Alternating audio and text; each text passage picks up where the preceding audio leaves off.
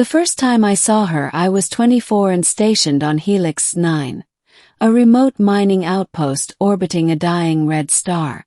The station was quiet, the kind of quiet that hums in your skull after months of hearing only the mechanical heartbeat of recycled air. I was an engineer, fixing oxygen scrubbers and fusion coils, never expecting my life to intersect with something not entirely human. We called it the Crypt, an abandoned alien research module buried in the asteroid's frozen crust, discovered by a survey team long before I arrived. The company forbade us from going near it, of course. Too unstable, too dangerous, too classified. But the stories were irresistible. Strange readings, energy spikes, shadows that moved when no one was there. And one night, boredom got the better of me. I remember sneaking out in a maintenance crawler, the kind with cracked windows and half-dead headlights. The path to the crypt cut through jagged ice fields glowing faintly under the star's red light. When I reached it, the structure looked ancient, all obsidian-like metal, half-buried, humming faintly like something still alive. The door opened at my touch. No power source should have existed after millennia, yet the walls pulsed with veins of blue light. Found her there. She was encased in what looked like crystal, a woman-shaped silhouette with wings folded behind her back, translucent, metallic, and somehow graceful even in sleep. Her face was half hidden, her skin pale as moonlight. The data console nearby displayed unreadable symbols, though one caught my eye. An icon resembling a sun being eclipsed by a dark orb. I didn't know why I did it. Maybe it was curiosity, maybe madness. But when I touched the console, it came alive, reacting to my biometrics. The crystal cracked, releasing a faint hiss. The air grew colder, thicker. And then her eyes opened, black irises rimmed with crimson light. For a moment I couldn't move. She looked directly into me, not just at me, into my thoughts, my fears, my memories. When she spoke, her voice was inside my head.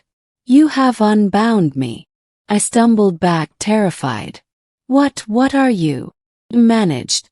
Her lips curved faintly. "Once we were called the Luxora. Your kind called us monsters. Parasites. Vampires." Her wings unfurled, scattering dust and shards of ancient glass.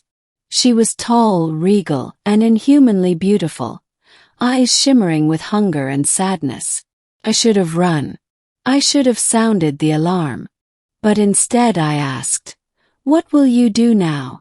She tilted her head, studying me like I was something fragile. "You freed me. I will not harm you." Then, before I could react, she dissolved into a cloud of shadow and light and vanished into the vents above. By the next morning, the entire station was in chaos. Power fluctuations, sudden blackouts, and several miners missing. I knew it had to be her, the alien woman I'd freed. Her name came to me later that night, whispered in my dreams. Seraphine. For 3 days, the killings continued. Victims were found pale and drained, their blood crystallized into dark shards.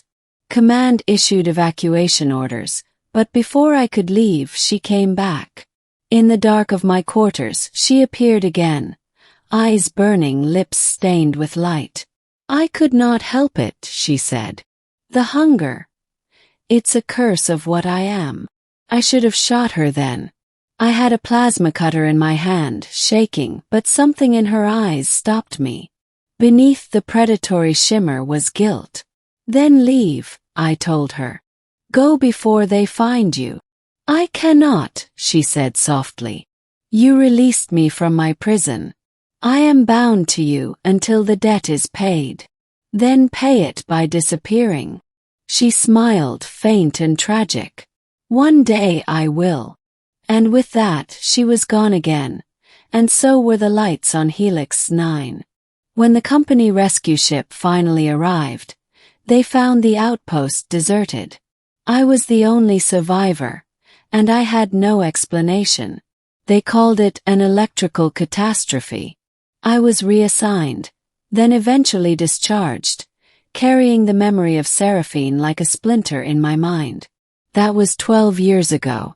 Now I live on Earth, in a small apartment overlooking the rusted skyline of New Kyoto. I fix old AI cores for a living, scraping by, haunted by dreams of red stars and eyes like burning glass. And then 3 nights ago she returned. I was working late, soldering microcircuits, when every screen in my apartment flickered to static. The lights dimmed and the air turned heavy, the same feeling I remembered from Helix 9. "Hello, Ethan," a voice whispered. She stepped from the shadow between my bookshelves, her wings folded close, her eyes softer now. No hunger, just familiarity. Froze. "You can't be real. I told you I would return," she said. "And I have come with something beyond imagination." I stood still, half believing I was hallucinating.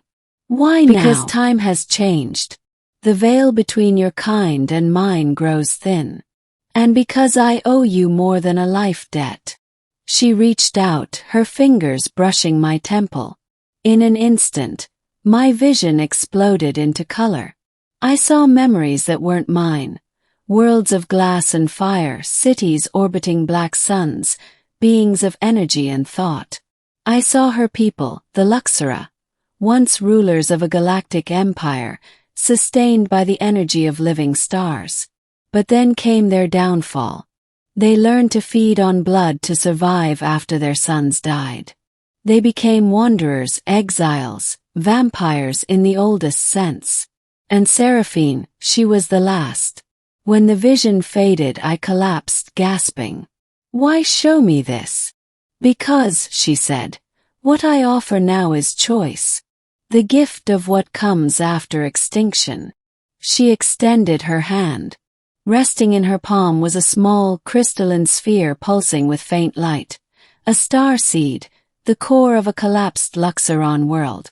"This," she said, "can rewrite what it touches, rebuild matter, heal what is broken. It is life itself." I stared, awed and terrified. "You're giving this to me. I cannot keep it. It would destroy me. But your kind still has a future." Over the following days she stayed, in the shadows of my home, in the flicker of every reflection. She was no longer the hungry creature I'd freed. She was fading, her form flickering, her wings translucent. "The energy that sustained me is almost gone," she confessed one night as we watched the rain fall against the neon-lit window. "I should have perished ages ago. Only your act of release gave me more time." "Then stay," I said without thinking. "We'll find a way."